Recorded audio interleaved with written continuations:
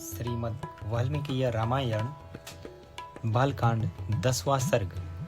अंग देश में ऋष्यशृंग के आने तथा शांता के साथ विवाह होने के प्रसंग का कुछ विस्तार के साथ वर्णन। राजा की आज्ञा पाकर उस समय सुमंत्र ने इस प्रकार कहना आरंभ किया। राजन, रोमपाद के मंत्रियों ने ऋष्यशृंग को वहां जिस प्रकार और जिस उपाय से बुलाया था वह सब मैं बता रहा हूँ।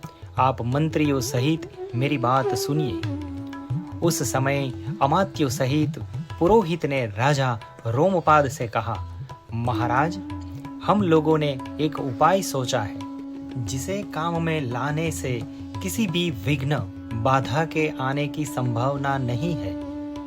ऋष्यशृंग मुनि सदा वन में ही रहकर तपस्या और स्वाध्याय में लगे रहते हैं।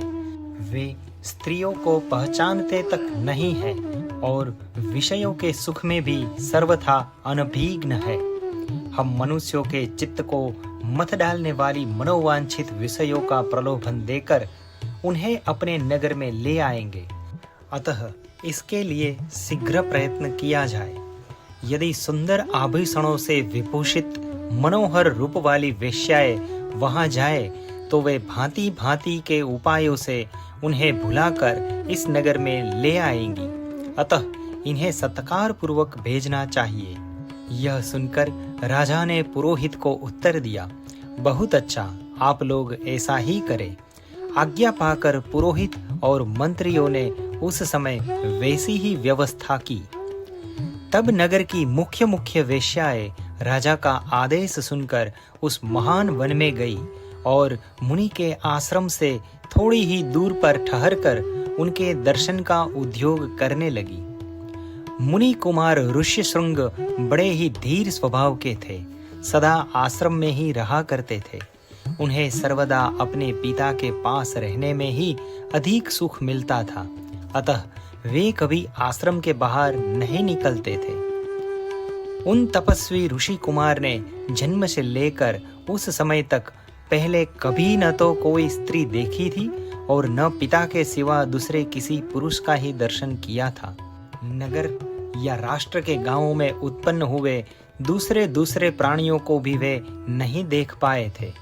तदनंतर एक दिन विभांडक कुमार ऋष्यशृंग अकस्मात घूमते फिरते उन स्थान पर चले आए जहां वे वेश्याएं ठहरी हुई थी। वहां उन्होंने उस सुंदरी वनिताओं को देखा। उन प्रमदाओं को वेश बड़ा ही सुंदर और अद्भुत था। वे मीठे स्वर में गा रही थी। ऋषि कुमार को आया देख सभी उनके पास चली आई और इस प्रकार पूछने लगी, ब्राह्मण, आप कौन है, क्या करते हैं तथा इस निर्जन वन में आश्रम से इतनी दूर आकर अकेले क्यों विचर रहे हैं? यह हमें बताइए, हम लोग इस बात को जानना चाहती है। ऋष्यशृंग ने वन में कभी स्त्रियों का रूप नहीं देखा था और वे स्त्रियां तो अत्यंत कमनीय रूप से सुशोभित थी।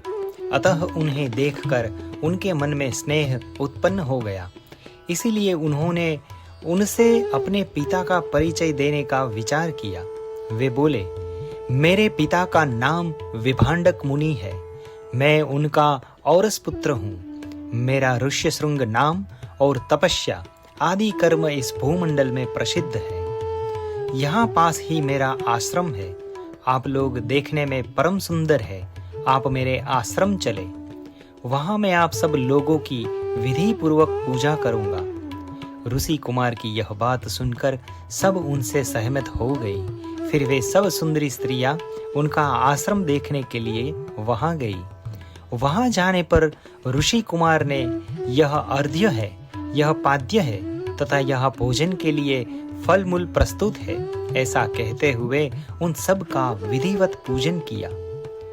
ऋषि की पूजा स्वीकार करके वे सभी वहां से चली जाने को उत्सुक हुई। उन्हें विभांडक मुनि का भय लग रहा था, इसीलिए उन्होंने शीघ्र ही वहां से चली जाने का विचार किया। वे बोली, ब्राह्मण, हमारे पास भी ये उत्तम उत्तम फल है। विप्रवर, इन्हें ग्रहण कीजिए, आपका कल्याण हो। इन फलों को शीघ्र ही खा लीजिए। विलंब न कीजिए। ऐसा कहकर उन सब ने हर्ष में भरकर ऋषि का आलिंगन किया और उन्हें खाने योग्य भांति भांति के उत्तम पदार्थ तथा बहुत सी मिठाइयाँ दी। उनका रसास्वादन करके उन तेजस्वी ऋषि ने समझा कि ये भी फल है, क्योंकि उस दिन के पहले उन्होंने कभी वैसे पदार्थ नहीं खाए थे। भला सदा वन में रहने वालों के लिए वैसी वस्तुओं के स्वाद लेने का अवसर ही कहाँ है।